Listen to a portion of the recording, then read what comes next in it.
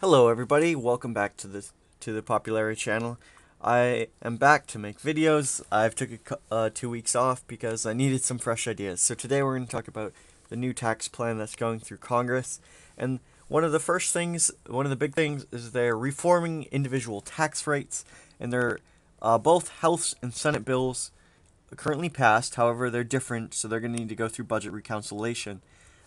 This should go through easily, assuming that all the same people voted for it at the same time, which I think will happen.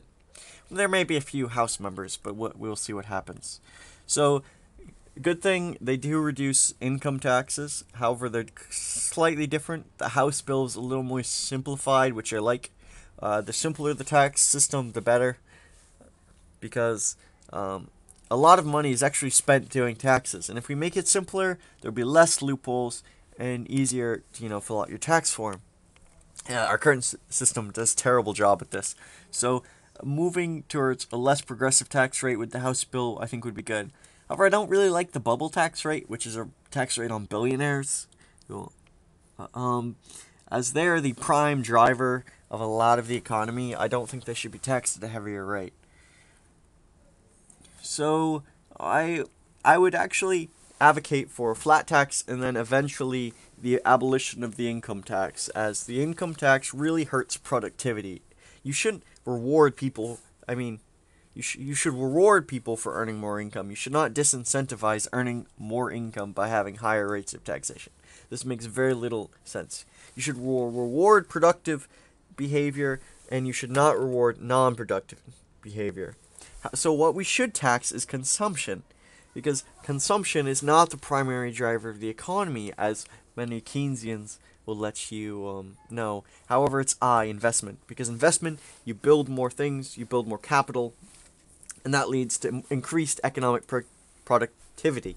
And this is the key driver to the economy. So this is why we need to simplify tax rates.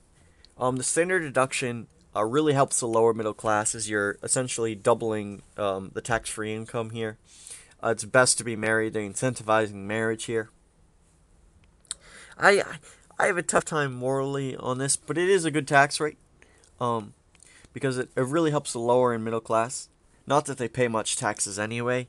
If you look at the percentage of taxes received by the government, it's overwhelmingly the 1% has like 30 to 45% of the income tax, and then the rest of it is pretty much the 5%, and then the top 20% is something crazy like 95% of the federal income tax. The vast majority of people don't pay federal income tax. That is why all tax plans, no matter what you cut, will favor the wealthy. And it's so disingenuous when the left says this.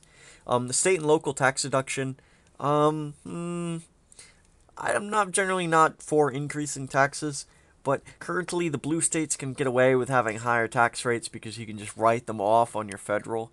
So this is actually maybe a good idea, and really emphasize to the blue states that higher taxation is not a good thing. The pass-through tax treatment has a lot to do with simplifying tax rates with sole proprietorships and other small businesses. So this is essentially making it less complicated, so it's a good thing. I think the corporate tax rate here, lowering it from 35% to 20%, is the greatest part of the tax plan.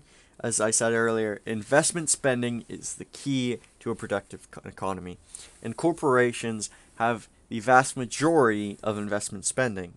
You can look at this. Take a simple example. Say, how do you build a factory? A bunch of low-income individuals cannot build a factory. It's just, you need to have a bunch of them agree to build a factory and share the risk. However, this doesn't really happen. I mean, it can. You just don't see it.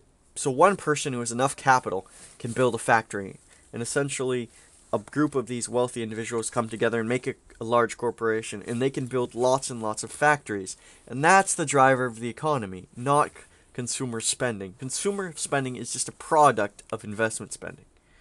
So this is why we need to lower the corporate tax rate. The child tax credit, they're increasing it. So this is typical Republican Party is making their tax plan a more family-friendly party. That's a good thing. Expense expenses. So there's really complicated deductions, itemized deductions when you're deducting your taxes. So when you file it, so this is a lot to do with depreciation of your tractor. So originally your tractor's worth 50,000, then 40,000. So this makes this a lot simpler, and this should really be tax free because, as I said earlier, everything around a capitalist economy revolves around investment spending. This is the most key part of businesses, and we should definitely make investment spending tax free. I'm not for capital gains tax. You should not be taxing investment. I don't understand why liberals want to do this. It makes very little sense to me. The international tax rules. This actually is really interesting. The territorial system seems to me a lot better than our worldwide tax system, where we tax all income on any U.S.-based corporation or subsidy. So it shouldn't be that way. We should tax income that's only earned in the United States. However, I would say that is the erosion rules is also a good thing, because then corporations can abuse this, because we've become a very international thing. So we need to make it so that the United States is way more competitive.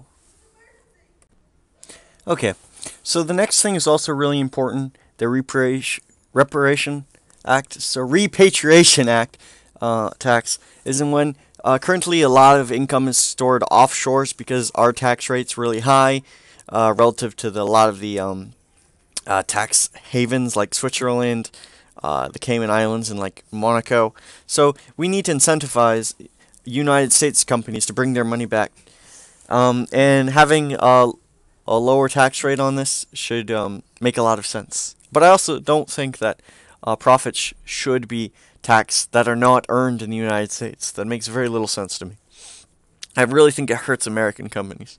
Obamacare taxes, I just want to get rid of it. Simply, a state tax, I don't think we should tax death. That makes little sense to me, because a lot of that the United States does have a family structure, and being able to pass down your wealth to generations, no matter how wealthy you are, makes a lot of sense. Because that's why a lot of people want to have their children be successful. The other two, the education alternative minimum tax, they're being essentially decreased. So you can make this incentive helps private school people send their kids to private school, which I think is better than public school. So this is a good thing.